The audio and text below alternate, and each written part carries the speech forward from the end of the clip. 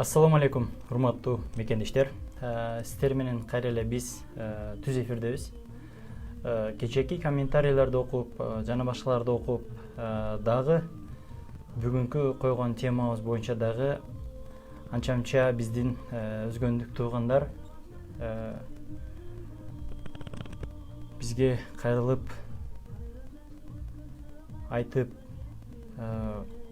ушул боюнча дагы маалымат айткыла деп кайрылышты. Ошондон дагы биз тынч отура албай көрүп, биз дагы кайдыгер болбой ушул боюнча тема кылууга аракет жасайлы деп сүйлөштүк.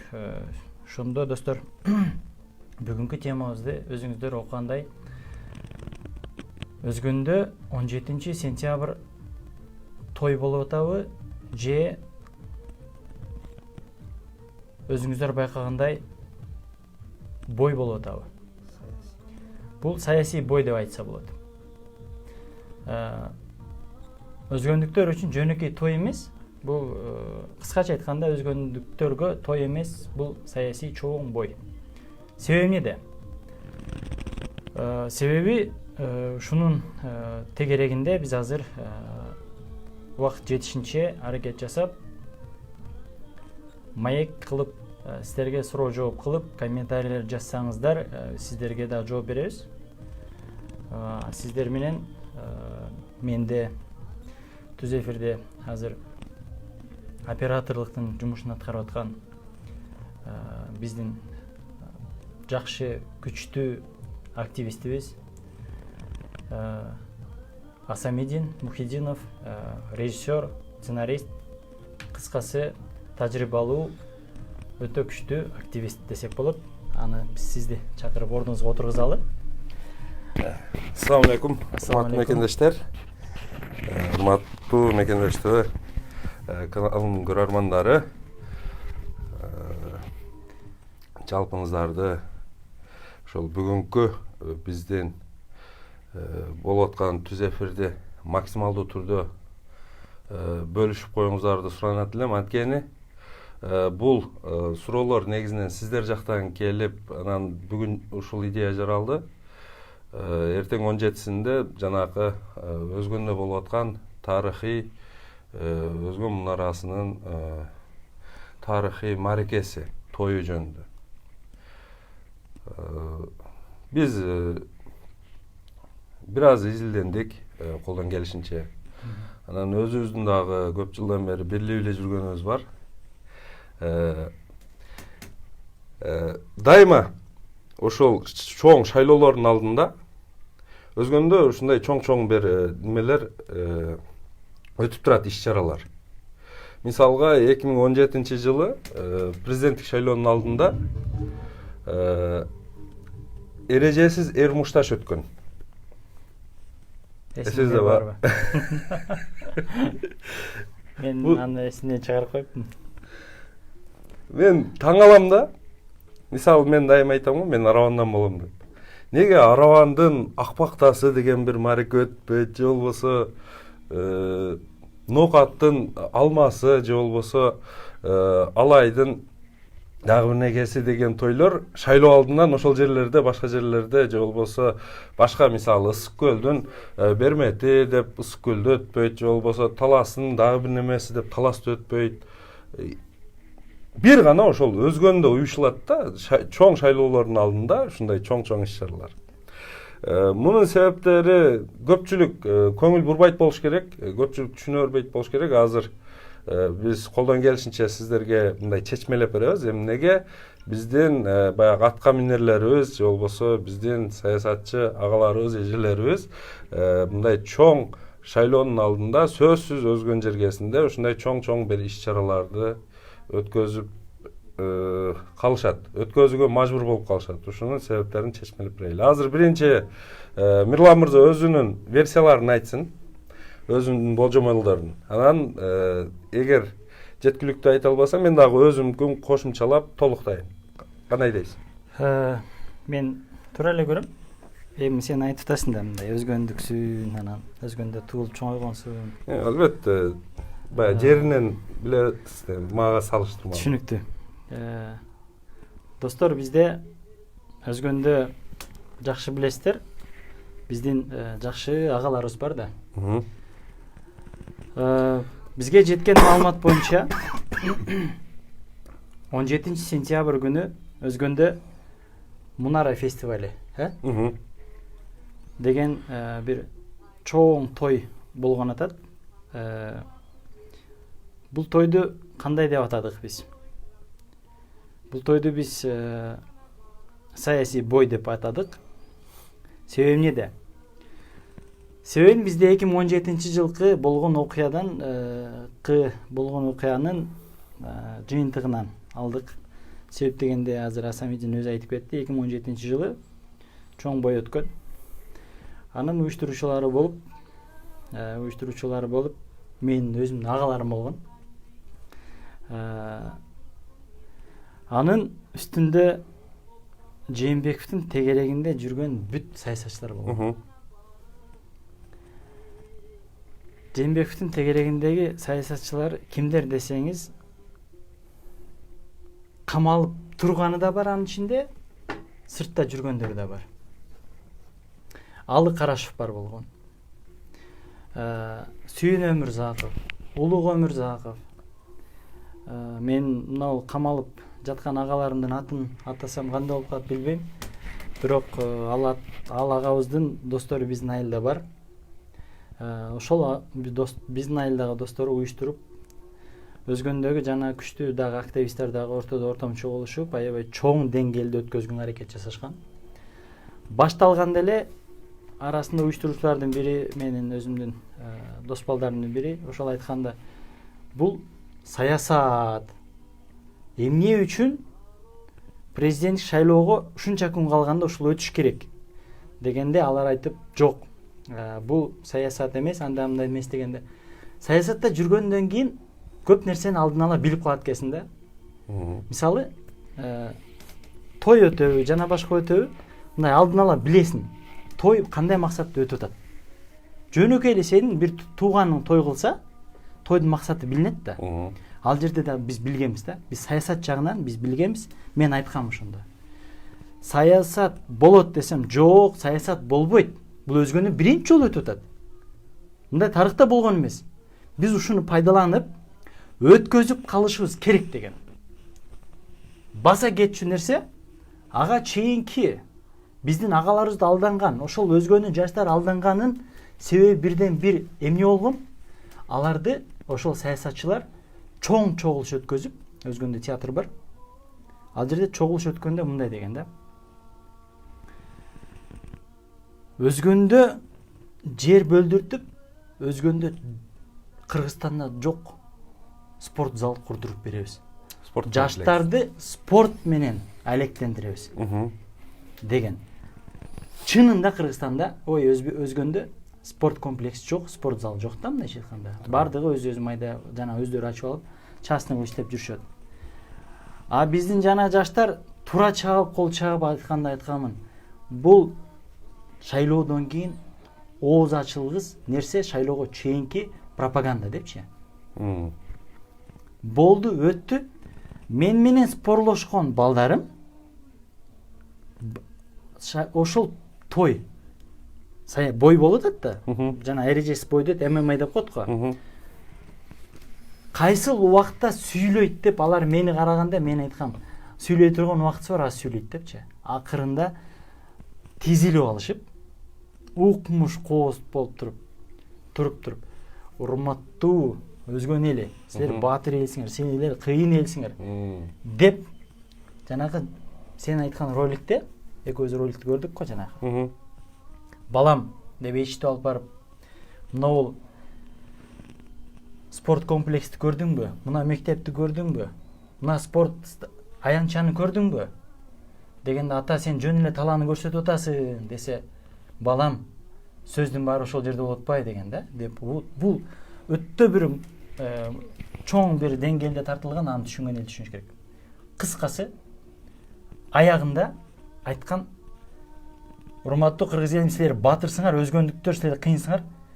Ушунун үстүнө Сооронбай Жээнбековду президент кылып шайлап алайлы деп атпайбы? Мен балдарды карасам, балдар мени карай албай, нары карап качышты. буттары жерге тийбей кызмат кылышкан. Эми анча мынчасы пайда көргөндүр анын артынанчы. Бирок мен менен мындай айтканда спорлошкон да. Ушундай менин агаларым бар. Мен алар менен кээде сыймыктанам, бирок мен 99% башым жер карачу ошол убакта эле. Ушунчалык паткайлы эл болобузбу депчи. Эми сырттан караган адам катары сени версияң дейт эми. Мен агаларымга кыскача айтсаң көрдүм. Бирок ошолордун бирөөсү мен агаларымдан эмес, алар сырттан келген. Силер тараптан келген. Жок. Кандай болгондо дагы мындай эл өкүлү да барычы. Ооба. Азыркы мына уюштуруучулардын тизмесин карасак, эжебиз Эжебиз эмес, классташыбыз. Классташыбыз. Эжеке деп коёбуз, кыздын кырчачы. Ооба, эжекебиз мага. Айда Касымалиева. Элмурза Сатыбалдиев акебиз. Сен башына алды түшпөйсүңбү азыр статус менен? Статус менен. Азыр Кыргыз Республикасынын 3-чү адамы, ген прокурор Курманкул Зулушев. Төрага деп турат ал. Акебиз төрага экен. Уюштуруучулардын. Мен уюштурууга. Дагы ким жанагы Улукбек Ормонов. Жогорку Кеңештин депутаты. Депутат. Элмурза Сатыбалдиевди айттым. Алмаз Алиев. Баары өзгөндүн жарандары, кулундары, сулуу кыздары туруп өздөрүнүн өзгөндүк экенин эстеп калышты. Өзгөндө ушундай иш-чара өткөргүсү келип калды. Качан? Шайлоо алдынан да. Ошол жерде барбыз. Баягы өзгөндүн кандайдыр бир өзгөчөлүгү, өзгөндүн эли керек болуп калды да, шайлоо алдынан. Анан бирнеке ойлоп табыш керек болду. Мен мындай көп нерселерди уюштуруп жүрөм го, коюп остановка кылып. Анан ошол өзгөндүн неси бар. Баягы тарыхый, биз кыргызстандыктар дайым эле айта беребиз, биз кыргыздардын тарыхы аябай чоң, аябай байыркы элбиз дей беребиз, бирок ушул күнгө чейин ал эч бир жерде мындай тастыкталган эмелер өтө аз. Биз такыр көңүл бурган жокпуз тарыхыбызды изилдеп, ошол өзгөндү эң байыркы шаарларыбыздын бири дейбиз. Бирок мындай так немелер жок, фактылар, аргументтер жок да, ошону такта эч ким изилденген жок. Башка бир булактардан аяк бияктан келип калса, өзгөн ушу эски шаар деп, ошол жерде турса баягы мунара биз эски шаар деп. Азыр эми мынол фестивалдын эмесинде кандайдыр бир кимдир бирөөнүн 30 томдук китеби бар экен, ошонун ачылышы болот экен, ал тарыхый китеп экен. Кыскасы бир той кылыш керек. Себеби баягы биздин эл ушундай экенбиз да. Той дегенде бир башыбыз менен тик турчу бир башкача эл экенбиз го. Той болсо, ушул жылкы сойсо, кой сойсо, мал сойсо, барып ошонун шорпосун ичип, этин жеп, бир машырканганды жакшы көргөн бир башкача эл экенбиз. Ошол нерсе бүгүн аябай зарыл болуп калды да, ушул баягы өзгөндүк чыгандарыбызга. Антпесе кече билебиз да, кече аябай чоң булар мындай үдөмсүздүк кылган. Кече ошол өзгөндүн башына күн түшүп, ошол өзгөндүн жери кыскарчу учур болуп калганда, бийлик башындагылар ошол жерди өзгөндүн бир бөлүгүн Өзбекстанга берип салуу аркылуу жөн эле бөлүгү эмес, аябай өзгөн үчүн баалуу болгон, өзгөн үчүн эле эмес, Кыргызстан үчүн чоң мааниге болгон жерди, 6000 гектарга жакын жерди Өзбекстанга беребиз деп атканда, ошолор бир оз чурк кетпеди. Биз канча какшадык туурабы ошол жерде туруп. Өзгөндүн азаматтары, өзгөндүн кыйындары. Азыр. Достор, далилдейин. Ушул жерди мен далилдеп кетчү нерсе азыр издеп таап мына коюп койдум. Биздин мындай жаман планшетибиз бар. Бир акебизде да бар, билесиңер. Эми абабызда дейсиздерби, акебизде дейсиз, биз үчүн аке. Анча-мынча заряд өчүп калат. Мына достор. Биз Кемпир-Абадтын жээгинде туруп, биз ушунчалык элдик өкүлдөргө муктаж болуп турган убакта, ушул жерди жасаган экенбиз, мен аны билбей калдым, кийин көрүп эстедим. Достор, ошол боюнча кыскача угузуп кетсем. Микрофон жакын. Мындан карагыла достор. Биз мынтип атабыз. Токтоп тур.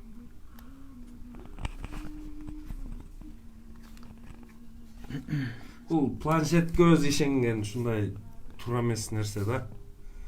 Дайым мен коркуп турам да ушу планшет баягы неме болуп калбайбы депчи башка бирөөлөр колдонуп атканда. Мына Каяктан келсеңер келгиле биз тосо алабыз. Кимдер кайдыгер эмес болсо келиңиздер. Ким кайдыгер эмесмин деген дедим бардыгы. Жогорку Кеңештин депутаттары болобу? Башкалары болобу? Министрлери болобу? Бывшийлар, азыркылар келиңиздер. Жеринен экскурсия жүргүзөлү көрсөтөлү силерге. Экскурсия жүргүзүп көрсөтөтүн адамдар өтө көп бул жерде. Тарыхын айтайлы. Кыргыз үй силер үчүн тигилди. Келип, конок болуп, ооз ачып кетиңиздер. ушуну токтотуп коелу.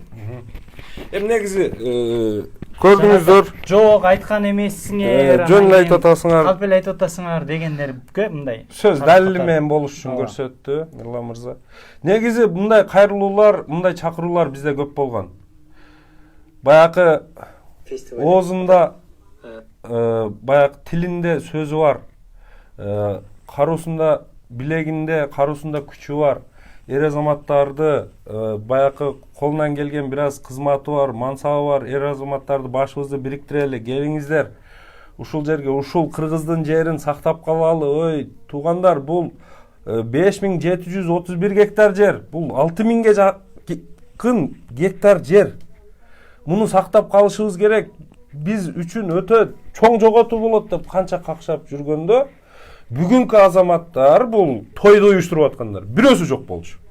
Бирөөсү бир үн катып койбоду. Макул барбасын ал жерге. Жумушу бар экен, башкасы бар экен, кызматы бар экен.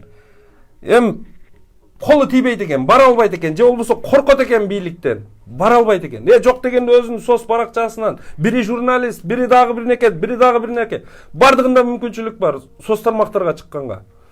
Бирөөсү үн катып койгон жок. Бул менин аталарымын сөөгү жаткан, ата бабаларымын сөөгү жаткан жерлер. Бул жерлерди мен башкага тебелетпейм. Ой, бийлик башындагылар кайткыла бул оюңардан. Бул биз үчүн такыр баасыз, эч кандай баасы жок, муну сатып болбой турган жер деп бирөөсү айтканга жарабады эле. Шайлоого жакындаганда элдин добушу керек болуп калды. Эл деген эл да, эртең булар барса сурайт. Мен сени шайлабадым беле буга чейин? Мен сага мандат алып бербедим беле? Мен сени колдоп тигил жака койбодум беле? Эл кылып атпайбы ошонун бардыгын? Эл эми ошонун отчетун сурайт да. Булар ошонго бая бети чыдабай курук кол барганда той кылып атат. Бул тойдун максаты ошол. Кайрадан элди алды. Антпесе буларда шанс жок. Бул биринчиси өздөрүнөн кеткен ката. Экинчиси бул жерде дагы бир булар үчүн аябай коркунучтуу бир оппонент бар. Именно ушулардын жеринде.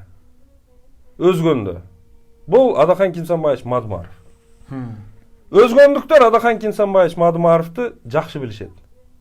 Өзгөндүктөр эч качан Адахан Кимсанбаевич Мадумаровду бизге шагыл төгүп берет, биздин жолубузга асфальт басып берет, бизге мектеп салып берет, же башка кылат деп шайлаган эмес. Өзгөндүктөр дайыма ушул биздин азаматыбыз барып мамлекеттин тагдырын чечсин деп дайыма шайлап келишкен. Эл үчүн, жер үчүн, бүтүн Кыргызстан үчүн кызмат кылсын деп шайлашкан. Ошондой эл өзгөндүктөр. Ошолордун эми оюн бурмалап, ошолорду алдап, ошолордун оюн башка жака буруп, кайрадан дагы өздөрүн көрсөтүшүп, мына эч ким буга чейин силерди өзгөнүңөрдү көтөрмөлөгөн эмес. Мисалы 17-жылы жанакы Мирлан мырза айтканда президенттик шайлоонун алдында силерге эч качан баягы эреже сермушташты эч ким өткөрбөгөн болсо, мына Сооронбайдын кадрлары, Сооронбай Жээнбековдун командасы өткөрүп берет, ошону шайлагыла. Силер дагы ушу чемпиондор болуп, жаштар бардыңар, чемпион болуп кетесиңер. Биз силерге спорт комплексти куруп беребиз. Кыргызстанда жок. Баягы асман шаарын курабыз дегендей да, Кыргызстанда жок спорт комплекс курабыз. Бардык өзгөндүктөр четинен эле чемпион болуп жатып каласыңар деп жаштарды алдашкан. Чоңдордукун ала албайт, билет дагынан жок дегенде жаштардын добушун алайлы. Себеби жаштар бул басымдуу бөлүгү болот дайыма шайлоочулардын. Мунусунда болсо чоңордукунда жаштардыкында калайлы. Madani иш-чара өткөрүп, şu malga özgöndün bayırkı şahar ekenini hiç kim baktavadı ile, hiç kim mınday toy kılbadı ile, hiç kim mınday rayonduk masштабта, şaharduk masштабта toy berip bardığın baya maylatıp çaylatpadı ile, emi biz kılavuz mına. Özgönden çıkan azamatlar deyip özlerini görsetişip, anam bayakı nime var da, Doğuş Satıoğlu'nun her türlü ıkması var da. Bu madani ıkması da. Madani işçara ötkörüp, madani şorpo verip, madani cilik verip, ozum maylay. Mıyzamdı türde ozum maylay. Birok bul. Mınday karaganda, eger bular çınıgı şunday patriotlar bolsa makul. Bular bayakı jer ketip atkanын düşünbeytken da. Jer ketip atkanын, misal jer kıskarıp, eldin baylığı, başka mamleketke ötüp ketip atkanын пайда зыянын düşünbeytken. Birok bular madaniyatты düşünet eken da. Bular tarıхты düşünet eken. Андай болса шайлоодан кийин өткөрбөйбү?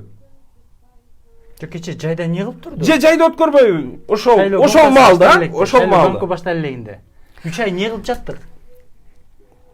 Мен дагы бир немеси болуптур. Буларга булар экен. Негизи биз жеке булардын беделине баягы сөз тийгизгенибиз болбойт. Бирок саясий жүрүштөрүн сындаганга ушул жасап аткан иштерине баа берүүгө менин оюмча ар бир кыргызстандыктын ою бар, укугу бар. Биз азыр ошол укуктан пайдалана эле деп атабыз. Менин оюмча бул туура эле. Эң кызыгы бул иш-чарага мамлекетибиздин президенти дагы катышат имиш.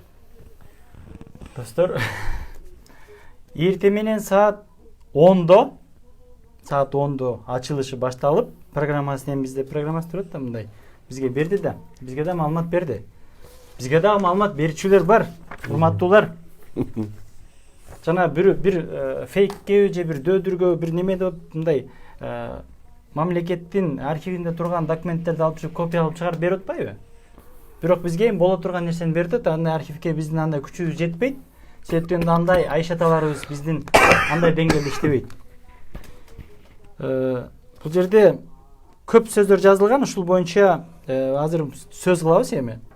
Бирок эртең менен саат 10-до баштап кечки саат 20:00-гө чейин ар кандай нерселер болот экен. 20:00-дө Кыргызстандын президенти Сооронбай болуп кетти. Садыр Жапаровдун келүү убактысы деп жазылып турат. Кече жакында кабыл алынган мыйзамга дагы ошондой деп кол коюлат. Озунан чыгып кеттим, бул да жөн чыкпаш. Ошол жактан документтерге ушундай. Бул жерге да ошентип жазып коюшпаптыр деп атам. Бул расмий укуктукта сөз болот экен, анан гимн андан кийин ойнолот экен. Буга чейин дагы келербиз азыр. Сөзүңө кошоюн. Улантайын. Менин акелерим ген прокурор Зулушев, Эльмурза, Сатыбалдиев, Улукбек Ормонов, Алиев. Мисалы Алиевдин өзүнүн жеке иштери бар жана башкалары бар. Анда ал как бизнесмен аны иштемге дей албайм. Ага мындай сөзүм жок да. Бирок мынау Курманкул Зулушев прокурор деңгээлде отуруп, сен жана айтып атпайсыңбы?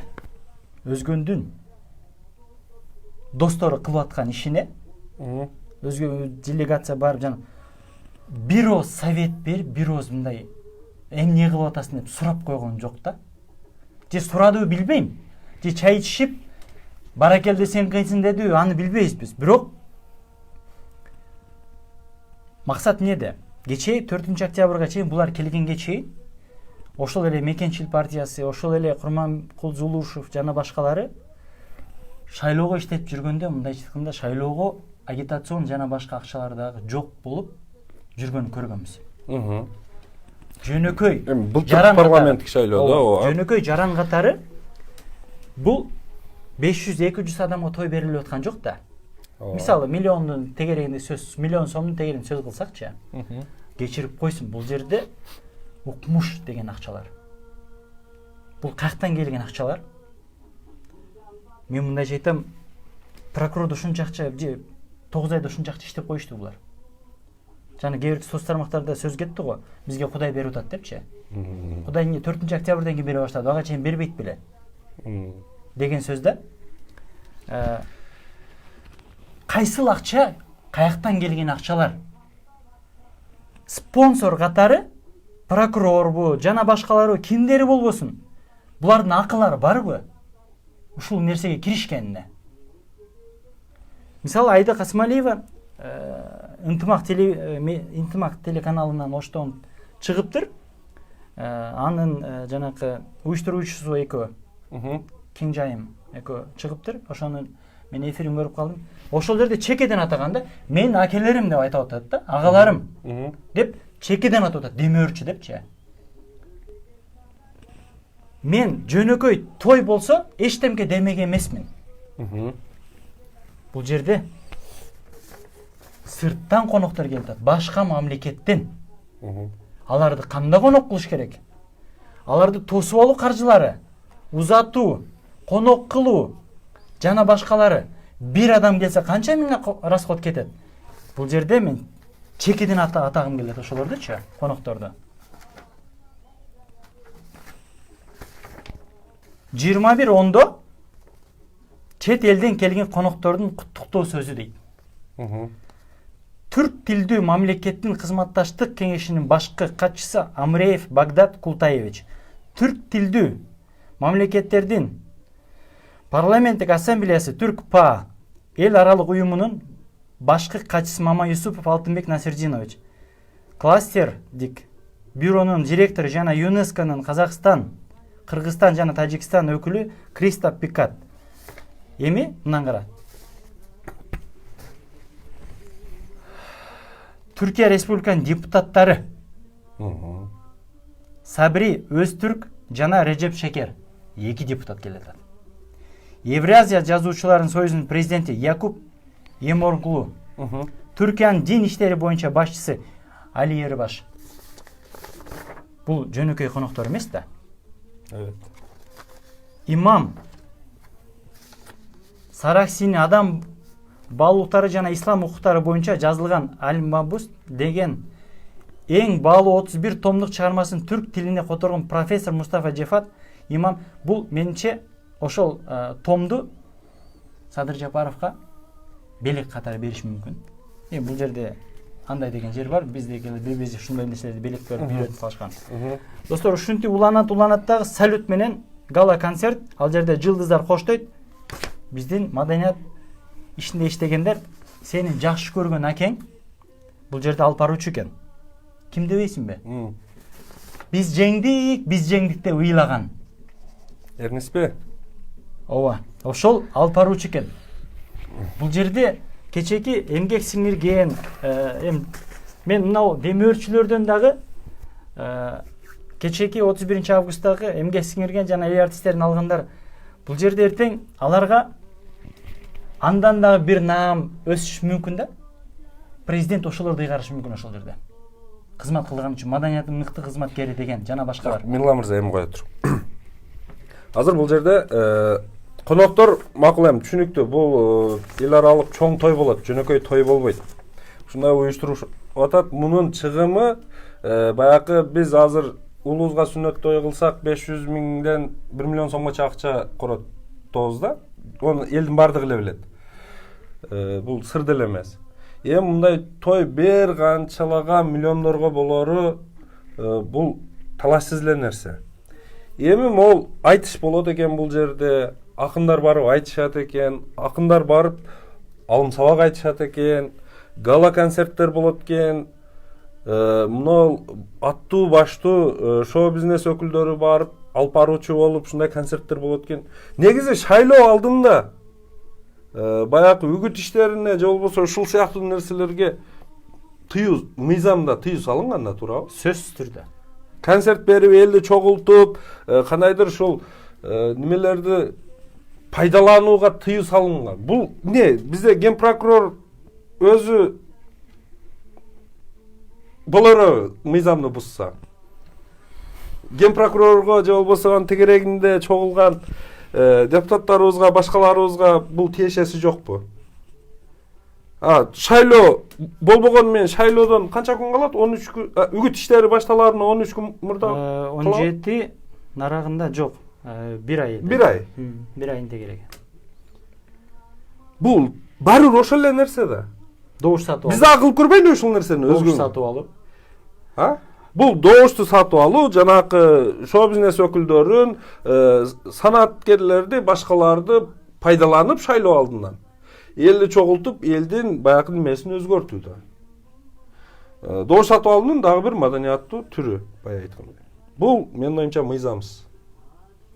Мени таң калтырган жери ушул нерсе эмнегедир Конституциянын гаранты болуп отурган, адамга дагы кызыктуу болуп атканы, ушул өзгөндөн көбүрөөк добуш алыш ген прокурор үчүн эле эмес, же берки анын жанындагы азаматтар үчүн эле эмес, президенттин өзүнө дагы маанилүү болуп атканы мени таң калтырып атат. Эми Ал Конституциянын гаранты да, ал айтыш керек болчу да, бизде уят болот. Шайлоонун алдынан мындай концерттерди кылсак, мындай тойлорду кылсак, элдин оозун майласак уят болот. Шайлоодон кийин деле кыла беребиз, бул иш качып кетпейт иш жака. Шайлоону өткөрүп алалы, мен жарлыкка кол коюп койдум кече 28-синде. Силер муну токтото тургула десе болмок да туурабы? Азыр мыйзамга салган болсок не деп жооп айтат айтайынбы? Бул 28-августка чейин кабыл алынган чечим болчу дейт. ошол сен айтып аткан жок токтотуш керек деген адам кече дос экөө резиденцияда чоң той кылышты го. Ошондо кой деп койгон ушул жерде кой дейби азыр. Эл эмне дейт дегенден эл десе дей берсин. Бирок биз өзүбүздүн кылганыбызды кылабыз деп атышат да буларчы. Жана мыйзамсыз дегенден дагы бир сен азыр биз ойлоп атасың, мыйзамсыз келген адамдар мыйзамды булар барктай билеби деген суроо жаралат да. Анан дагы кошуп кетчү нерсе кече эле 4-октябрдан кийин Айда Касымалиеванын биз чоң алжак өзгөндө аябай укмуштуу нерселерин укканбыз да. Кандай дебейсиңби? Мугалимдерди чекеден титиретип, мен силерге ушунча расход кылганмын дегенде сөздөрүн айтып аларды коркутуп, керек болсо биздин айылдын мугалими, директор, мектептин директору мага аудиозапистер келген. Мугалимдер, Аида келет чогулушка. Келбесеңер, ар кандай чара көрөм силерге. Дагы эмне дейт дебейсиңби? Бийлик силерге зарплата берип атат го дейт десең. Ушундай сөздөр менен мугалимдерди, ушундай анча-мынча адамдарды, аким түшүнүктүү, кимдин адам экенин билем мен. Акимди ким койгон билем. Ал Зулушевдин кадры деп көпчүлүк айтып жүрөт эл.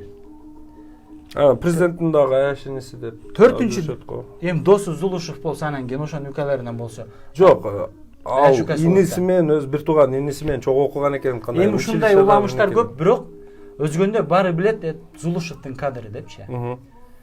Уюштуруучуларды ага бир эле приказ берип койду, алып уюштуруп атат да, мисалычы. Эми бул жерде акимдерде көп деле сөз болбойт. Ошол аким бардыгына приказды берип, баарын тик тургузуп, ошол жерде элди чогултуп, мугалимдерден бери тиз берген ошол болот эртең, көрөсүң. Эми олар мындай айтканда солдаттар да. Эми, конечно, рядовой эмес, бирок кандайдыр баягы чини бар сержанттар деп айтсак болот да. Негизги бунун башында турган жанагы өз 4-5 адам уюштуруучулары, демөөрчүлөрү, анан албетте келип эле баягы шефтин өзү болуп калат да. Бийлик башында туруп, анан кийин баягы жерден аз менин командам өзү ушул нерсе туура эмес да, урматтуу достор. Президент болду, ал эч бир партияга, эч бир топко мындай ыктабаш керек. Ал баарына бирдей реферел, калыстык көз караш менен мамиле жасаш керек. Баарына бирдей. Бирок бизде дайыма ушул нерсе туура эмес болуп келип атат да. Дайыма туура эмес болуп келип атат. Кечекиден сабак алып атабыз да. Ооба, эч бир президент келип ушул калыстыкты кыла албай атат, ошон үчүн ал тура албай атат. Бирок ошондон эч ким өрнөк ала албай атат да. Кайра келип, неме Эрнест Кыязов бүгүн бир неме чыгарып тур, баягы кетменди неме кылып, баягы орустар грабилди, башын тебелегенди, кетменин башын кайра тебелеп деп чыгарып тур. Өтө туура айтыптыр да. Кыязовчу ушул сөздү. Бардыгы эле ошол барып кетменин башын тебелей берет да. ошол эле нерсени кайра сүзө берет. Азыр мекенчил бай эл көзүнө мекенчил партиясы шайлоого барбайт деп туруп, типа мен эч бир партияны неме кылбайм, эч бир партияга жан тартпайм деген менен, бирок биз жин эмеспиз да, көрүп атабыз да. Өздөрү айтып эле жүрүшөт да, анан биз бийликчил партиябыз деп. Былтыр баягы бир болдук, биримдик кыйкырып жүргөндөй эле азыр ата журтум Кыргызстан дегени чыкты, дагы башкасы чыгып атат. Азыр мына парламенттик шайлоого 4-5 кетип атат бийликчил партиялардан. Биз бийликчил партиябыз деп. Ушул нерселер такыр туура эмес да. Ушул нерселер такыр туура эмес. Эми буну кандай кылабыз? Мисалы азыр элди барбай койгула деп биз айткан мененчи, эл баары барат да. Жазып атат. Ал жерде ат жылкылар сойлот. Ооба да. Ал жерде жилик кайсы кыргыз отказ кыла алат да жылкынын этиненчи, жиликтен. Бул оорусу да ушул кыргыздын ушул оорусу бар. Кыргыздын ушул оорусу бар. Эт деген, жилик дегендечи любой нерсеге барат да, бул биздин кыргызчы. Ошону булар билет, дайым ушуну менен илип кетет да. Крючок. Куршатты Рахман агайдын айтканын уккансың да. Эстеп ошону бир эстеп койсоң аябай сонун болот. Бүт баары көрүп атат, менимче чоң нерсе болот. Рахман Разыков агайыбыз Куршатты чогулуш өтүп атып, акырында чогулуш бүткөндөн кийин аксакалдарды көрүп турат дейт, кирип келишти дейт. Аяктарынын алдында. Колдорунда пакеттер бар дейт. Шайлоонун алдындагысы, менимче 2017 ошол эле тегерегинде болсо керек эле. Ошондо айтып атат. Урматтуу аксакалдар, арам тамак жебедим. Ушундай оюндарга алданбадым деген таза жилик жебеген, шорпу ичпеген аксакалыңыздар туруп араңыздардан бата бериңиздер десе, аксакалдарды аласына башын салып отурду деген сөз бар, билесиңби? Ошондой аксакалдарыбыз бар бизде. Кече күнү апрелде Камчыбек Ташиев барганда дагы эки аксакалды көрдүң. Кол жула калып, бара калып, бата берип, мактай калды эле. Биз сөз бербей башкасына бердик. Ошондо дежурный аксакалдарыбыз бар биздечи. Эми бул жерде бирөө жазып атат да. Өзгөндөгү тойго бүт WhatsApp группаларга жазып, эчкимди барбай эле коелу деп уран чакыралы деп. Азыр сенин жообун айттың ал боюнча. Барбай койдура албайсың. Сөзсүз барат. Бул жерде той, концерт жана башка. Биз билесиң, той дегенде кечирип кой да. Барбай кое албайсың да кыргызча. Анан кечеги эле Кемпироват маселесинде дагы кайталайын, Кемпироват маселесинде. Ошол жерде кыйлазылдап турдук, булардын бирөө келген жок. Кече Баткен маселесинде. Ошунчалык колуңда бар экен. Ушунчалык берешен экенсиң. Урматтуу Зулушев агабыз, ушунчалык болуп кетипсиз сиз. Прокурордун артынан болуп кетпеңизби же кандай эсептерден болуп атасыздар? Бизге мына Туңгуюк, Ормонов, Аида Касымалиева жана башкалар. Канча адам каза болду бизден? Официалдуу 36 деп айтышты. Депутаттардан бирөө ошондой демөөрчүлүк көрсөттүбү? Жанакы эле жеке ишкерлер. Арасында бар бир-экөөмү. Бирок жеке ишкерлердин атынан деп курулуп атат. Туурабы? Үмүттүн үйгө неге барып коюшпады? Маселе да. Ошончолук өзгөнгө күйөт экенсиң. Ошончолук өзгөндүн маданиятын өстүрөм деп атат экенсиң. Өзгөндүн базарын оңдоп койбойсуңбу? Өзгөндүн базарын тегерегинде болуп аткан мындай тарыхка, өзгөндүн ошол жерде болуп аткан маселеге бирөө бирдемке деп айттыңбы? Же болбосо жанакы 17-жылда негизинен ушул акелер бар. Алкарашев ошолор эле. 4-5 негизи ошол өзгөндүн чыган чыкмалары да. Ошолор уада берген баягы спорт комплексти жок, ушул тойдун акчасына, ушул тойго кетип аткан акчага куруп коюш азыр мүмкүнчүлүгү бар да, туурабы? Ошолор айткандай чындап өзгөндөн баягы биздин Арабандан чыккан Акжол Махмудов сыяктуу палван спортсмендерди чыгарышка азыр мүмкүнчүлүк бар да, ушул акчаны той кылып жылкы кылып, башка кылып, союп, жедирип, жок кылып, тойлоп кетирбей, ошол спорт комплексти азыр салганга мүмкүнчүлүк бар да. Салып койсоң, балдар чыгат да ошол жерде, жаштар өсөт да. Баңгиликтен алыстап, араккечтиктен алыстап, башка бир жаман нерселерден алыстап, ошол спорт менен заниматься этип, жаштар өсөт да ошол жерде. Эгер чындап элге күйсөңөр, эмнеге ошондой кылбайсыңар? Элдин башын айландырып, той кылып, шайлоонун алдында кайра доош үчүн иштебей. Асамидин, бизде өзгөндө интернет үйү бар. Разаков атындагы. Ал жерде канча деген жетимдер жашайт. Башкасын коюп ошол жерге басып барып койбойбу? Ошол жердин имараттарына демөөрчүлүк кылбайбы? Себеби эмнеде? Себеби бир нерседе. Ал интернатка барып, детдомго барып, жетим жесирлерге жардам бергенин эл билбейт, түшүнбөйт. Элди ал менен алдай албайт, эл алдан алданбайт дегенди алар билип алган. Экинчиси, эл ушул убакытка чейин бир кесе шорпо менен бир жиликке, бир пакетке алданып келдик да. Жана 1000 сом тегереген акчага. Булар ушуну билип калды да. Жана кечеки эмгек сиңирген эл артисттерин алган намынан алган эжелерибиз, акелерибиз бардыгы ошол жерге кызматка барып атат да, аларды жөн анчалык баракчалар жөн берген жок да аларга. Билбейм.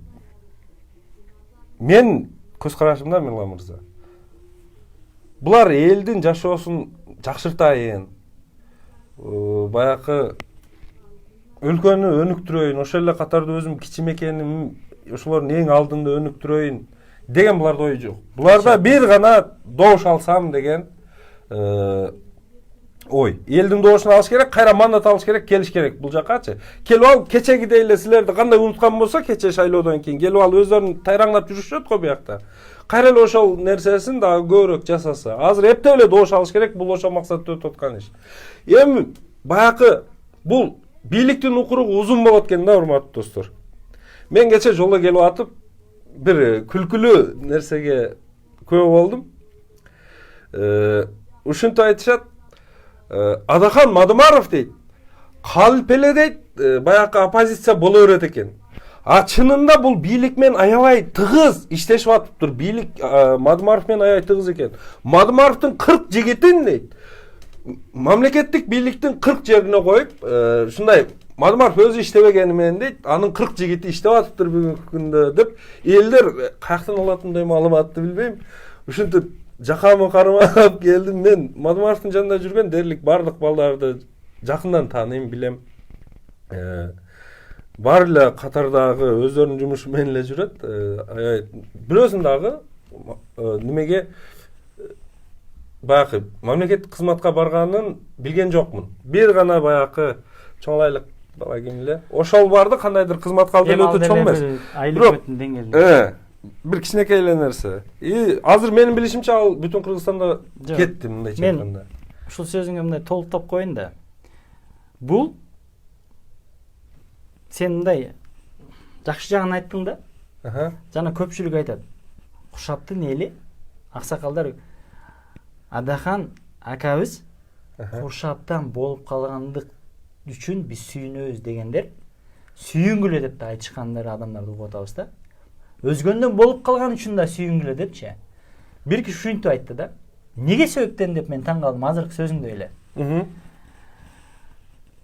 42 адамдын тегерегинде Куршаптан ар жерлерге кызмат ордуна коюлду. Сен ошолорду айтып атсаң керек. Ар жерлерге. Кээ биркиси аким болду, кээ биркиси зам министр болду, кээ биркилер ар жерге. Кыргызстан боюнча 42 адам чукул бир мындай кыска мөөнөттүн ичинде кызматтарга отурушту да. Неге себептен? Мадымаровго караштуулар. Жок, кечирип койсун. Булар Мадымаровго такыр караштуу эмес. Куршаптык болбосо башкасы. Бирок аларды эмне себептен? Бир гана. Аларды билет, буга чейин Мадымаровго каршы иштеп жүргөндөрүн. Кээ бирлерин. Жана мындан кийин дагы ошол армияны көбөйтүү үчүн көбөйтүү максатта Мадумаровго каршы иштегенге даярдап аткан чоң армия бул. Өзгөндүктөрдү Эмне чачыратуу үчүн. 4 октябрда Куршаптын эли 1-орунду Мадумаровго беришти. Мындай негизи мындай айтылуу версиясы бир аз башкача болгону менен негизи чындык эле экен да. Мадумаровдун өзүнө караштуу эмес, бирок Мадумаровдон корккон үчүн булар ошол өзгөндөн 40 чора чыгарган турбайбы? Орусча айтмакчы, благодаря Мадумарова да. Бирок Мадумаров болбосо олар кенеш. Адахан акебиз болбой калса Куршаттан кечирип койсун, анчалык мындай керек болсо айылынан, өзүнүн айылынан. Жана эриндегендер жүрүп атпайбы? Ошол айылынан жана өзүнүн арасында карама-каршы сүйлөтүп атайын жасагандардын бардыгын көрүп атабыз. Балдары жана башкалары кызматка келип аткан көрүп атпайсызбы? Эки ооз сөз сүйлөп коюпчу. Так, эми мына сөз азыр экөөбүз бир серьезный олуттуу маселени көтөрдүк да, 40 адамды бийлик тараптан кызматка коюлушу эми мен башкачараак түшүнүп, себеби мен уккан маалымат ошондой болчу. Демек бул элдин арасына тарап аткан экен. Мен себеби башка бирөөдөн угуп айтып атпайм азыр. Сен эми ошол Куршаптан болбосоң дагы жанында Кароол айыл өкмөтүнөнсүң, Мырзарактан экөө жанаша айылдар. Билесиң, таныгандар барбы арасынан кимдер кызматка мындай далил келтирип кетпейли? Жок дегенде бир экөө. Ооба. 7-каналдын директору бар. Сен аны жакшы тааныйсың. Алтынбек экебиз. Ошонун акесиби, инисиби, кимиси билбейм, үкасиби ошол Кемин районунун акими болуп дайындалды. Кемин районунун. Өзгөнүн каякта, Кемин каякта. Бирок азыр президент ушундай кылып атпайбы? Шапкаларды алмаштырып. Бирок шапкалар алмаштырылды, кидайт этип койду го. Биз жактан келгенде кидайт этти. 10 күндүк мэр болуп туруп кайра кетти го. Бул жактан барган мэрди биздин благодаря жанакы эле Оштогу Патхалим, дежур аксакалдарыбыз ушундай бир аксакалдарыбыз бар дейсиң. Ким барса барбасын, телпекти кийгизип дагы чапанды кийгизип туруп, отургузуп, биз менен кызмат кыл деп туруп бата берип коет го. Ушундай дежурларыбыз биз бир аз Патхалим эрекпиз. Аны ачык эле айтып коеюн.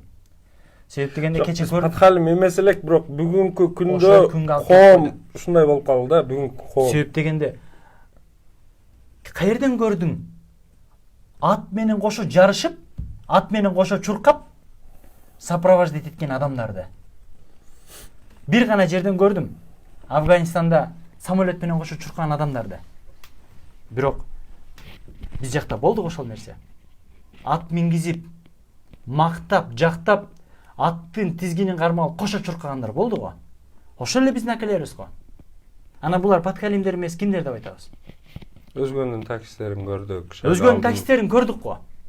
Өзгөнүн таксистери укмуш болуп жүрдү го. Азыр барып туруп сурагын, ары карап качат сенденчи. Себеп дегенде бирөө агитациялаган. Мырза, 10 минут убактыбыз калды, 1 сааттан ашып кетет. Сүйлөй берсек, албетте сөз көп, урматтуу достор. Ичте күйүп турат. Ушундай күйүт бар ичте. Бул күйүүгү эмес, ушундай түшүнбөгүлө. Күйүүгү эмес, бул ичтеги жалын мекен үчүн, мамлекет үчүн, эл журт үчүн, Кыргызстан үчүн. Ушундай ооруп турат ич. Айтайын деген сөздөр, оргуштап чыгып аткан сөздөр көп, айта беребиз. Бирок ар ким ар түрдүүчө түшүнөт экен. Мындай бир аз жыйынтыктасак да, негизги сөздү. Биз эми кандай кылабыз? Эмне кылышыбыз керек? Бир өзүңдүн сунушуңду айтчы. Кандай кылсак кандай болот? Кандай кылсак ушундай Патхалимдерден, кандай кылсак кечеки эле биримдиктен кыйкырган азыр ушул уюштуруучулар булар ошолдо 4-октябрда авторитетин 0% түшүргөндөр, бир аз болсо да авторитетибизди көтөрүп алайлы деп ушундай аракеттер жасап аткандарга биз алданган элге эмне деген мындай кылсаңар мындай болот эле деген өзүңдүн ойлоруңду айта аласың? Мындай да, Мирлан мырза, жана бир сөз айтпадыңбы? Мисалы, былтыр эле ошол азыр ген прокурор болуп, азыр ушундай чоң тойлорду өткөрүшүнө башкы төрага болуп аткан акелерибиз былтыры дал ушул убакта парламенттик шайлоого барыш үчүн анда 5 миллион күрөө болчу. ошол 5 миллион крөнү чогултуп төлөй албай жүргөн мындай биз сыяктуу эле жөнөкөй адамдар болчу. Андай чоң тойлорду өткөрүш эмес, ошол крөнү төлөөнүн өзү жүздөгөн адамдар болгон аларда тизмесинде. Ошолор баардыгы бириккенде дагы мекенчилдер. Ошол крөнү төлөө чоң маселеге айланып, эл чогултуп, эме кылып акча чогултуп берген билебиз да биз, туурабы? Мекенчилдер Россиядан салып, башка жактан салып, эл чогултуп, колдоп, ошол партия шайлоого араң-араң барган. Эми бүгүнкү күндө алар ушундай жетишти дагы жанына алынып колдогондор чыкты, азаматтар, албетте андай учурда табылат дайыма. Эми ушундай чоң тойлорду берип, элдин оозун майлаганга аракет кылып атат. Азыр жок, барбагыла десек баары барасыздар, достор. Бирок ушуну унутпаңыздар. Мен айтмакмын, эгер силерге душман болгондочу, баргыла, жегиле бергенин, ичкиле бергенин. Куругунан берсе аны деле алгыла, чөнтөккө салгыла, бирок эртең шайлоодо барып, өзүңөр билгенге, өзүңөр туура деп тапканга жүрөгүңөр баягы кимге ачылса ошону шайлагыла деп айтмакмын. Акайтын версиясы. Да. Бирок мен сиздерге ушуну каалабайт элем, булардын бардыгы арам. Мен ушундай эле түшүнөм. Асмандан түшпөйт эч бир нерсе. Ген прокурордун айлыгын мен так билбейт экенмин, бирок бизде Кыргызстанда андай нерсе жок. Мисалы бир айына бир канча миллион сом иштеген иш жок да, бул 1 жылга жакын ген прокурор болуп туруп андай миллиондогон акчаларды таап коюш мүмкүн эмес. Демек, булар ар түрдүү жол менен келген акчалар, булар таза, адал акча деп айтууга болбойт. Мен ошону силерди жеп, ошол оозуңардын булганышын каалабайт элем. Себеби ар түрдүү нерсеси бар, бунун эртең ошолорго шериктеш болуп каласыздар акырет күнүндө. Ошон үчүн намысты кыргыз эң биринчи баягы намыс менен ойлонот да. Көпчүлүк элдер акылы менен ойлонот. Көпчүлүк элдер жүрөгү менен ойлонот. Бирок кыргыз арети менен, намысы менен ойлонгон эл ошонусу менен башка дүйнө элдеринен айырмаланчу да. Ошонусу менен бүгүнгө чейин өзүнүн улутун, өзүнүн жерин жоготпой сактап келген эл болчу. Эң ариеттүү, эң намыстуу. Дагы бир жолу ошол ариетибиз менен кеңешсек дагы, бул тойго барабызбы, барбайбызбы, жейбизби, жейбейбизби? Албетте ал элдин өзүнүн тандоосу. Айтып коюу бизден. Айтып коюу, ушул чындыкты билген адам катары, ушуга акылыбыз мындай жетип турган адам катары себебин жанатан бери 1 сааттан бери түшүндүрдүк. Неге биздин акылыбыз жетип атат? Себеби көрүп турасыз, бул биринчи жолу болгон жок. Бул той биринчи жолу болуп атат. Буга чейин бирок баягы эрежеси, эрмушташ жана башка толтура нерселер болгон. Дайыма өзгөндө болот ол нерселер. Себеби өзгөндө күчтүү оппонент бар. Андай кылып элге бир башкача подход менен барбаса шайлоого, эл буларга добуш бербей коет. Ошон үчүн дайыма шайлоо алдында ушундай иштерди кылат булар. Элди алдайт, мындайча айтканда, элди алдоонун дагы бир түрүн кылып атышат булар. Ошон үчүн албетте мен каалабайт элем, өзгөн элин эле эмес, бүтүн Кыргызстан элин алданбайлы. Келечегибизди биз тандайлы. Кимдир бирөөлөр бизди алдап, тыйым берип же башка кылып, биз үчүн алар неме кылбасын, чечим чыгарбасын. Дайым өзүбүз чыгарайлы, туура чечим чыгарайлы. Себеби бул мекен, бул өлкө, бул жер, бул эл, бул биздики, элдики. Ал чоңдордуку эмес. Алар биздин кызматкерлер болуш керек. Бийликтин чыныгы ээси бизбиз. Ошол нерсени сактап калалы, урматтуу достор. Мен ошону айтам, Нурлан мырза. Туура айтасың. Асамидин, ушулардын баары уюштулуп аткан элдин акчасы, мындайча айтканда, урдалган элдин акчасы. Албетте. Биздин салыктар, биздин мигранттар салган акчалар. Сырттагы, айрыкча сырттагы биздин жүргөн мекендештерибиздин акчасы. 90%. 99% десек деле болот. Аны кантип бердик буларга биз? Мындай чечмелеп дагы кетейин. Эң налог төлөйбүз, башка кылабыз, миңе машинабызга төлөйбүз, жашаган үйүбүзгө төлөйбүз, светке төлөйбүз, башка кылабыз. Ушинтип мамлекеттин бюджетине биз дайым казынага акча түшүрүп турабыз. Андан сырткары азыр биз баягы кымбат бага сатып алып атабыз го, бар жокту. Кымбат. азык түлүктү, башканы керек болсо уюбуз жечүү чөпкө чейин азыр кымбатка сатып алып атабыз. Ошонун бардыгы биз кымбатка алып атканда айланып тегеренип келип, аны аябай узун аңгеме болуп кетет, айтсам. Айланып тегеренип келип, ушундай бир канча Кыргызстанда азыр баягы бий болуп турган, бек болуп турган азаматтардын капчыгына түшүп аткан акча. Бул элдин акчасы. Бирок бизде ушундай нерсе бар, элдин акчасы десең, анда өзүм кикен барып жей берсем болот экен, бул арам эмес деген түшүнүк жаралып калат. Бирок булар адал жол менен албады силерди. Алдап алды, уурдап алды, башка кылып алды. Ошонусу менен акча арам болуп калат. Жакында эле Абдушкур Норматов ажакебиз аябай жакшы сөз айтты жанакы казино маселеси чыкканда. Арам акчага адал дасторкон салынбайт деп. Ошону унутпаңыздар. Эч качан арам акчага адал дасторкон жайылбайт. Ал арам болот, кандай болбосун. Ошондон сактаналы туугандар. Урматтуу мекендештер, биз 1 сааттын тегерегинде ушул боюнча кыскача ой пикирлерибизди айтканга жетиштик. Урматтуу мекендештер, сиздер да кайдыгер болбосоңуздар, өзүңүздөр байланышып, көрүп, сүйлөшүп, өзгөндө болуп аткан окуяларды өзгөндүктөр өздөрү барып жеринен көрүп келсеңиздер болот.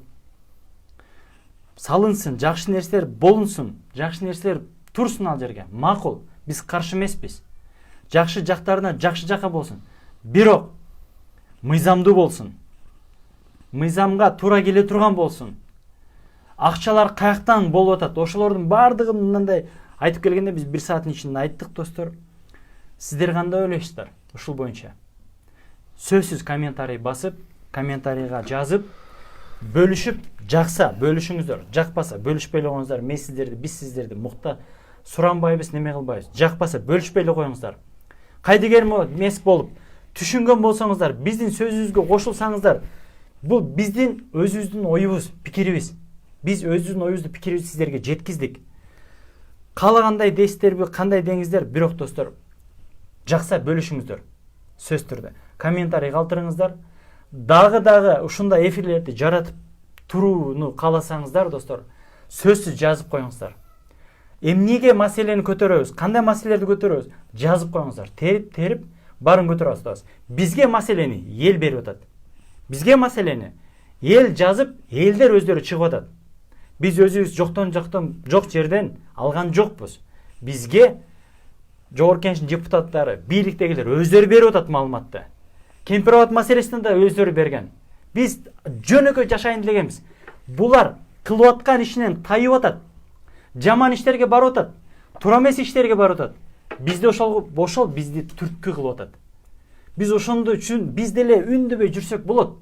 Бирок биз үндөй албай койгон жокпуз ушундай туура эмес иштер болуп атканына. Достор, сиздер да кайдыгер эмес болсоңуздар, биз менен бирге болуңуздар. Сиздер менен түз эфирде 1 саат болгон. Менин аты жөнүм Урайымов Мирлан. Сиздер менен кошо ушундай эфирге келип бергени үчүн сценарист, режиссер, активист, ушундай нерселерди бир аз түшүнүп, биз менен кошо иштешип жүргөн Асамидин Мухиддинов болду. Сиздер менен дагы эфирде Кудай буйруса жолугушабыз. Сөз түрдө комментарийга өз оюңуздарды жазып коюңуздар, бөлүшүп коюңуздар, достор. Аман болуңуздар. Ийгилик, достор.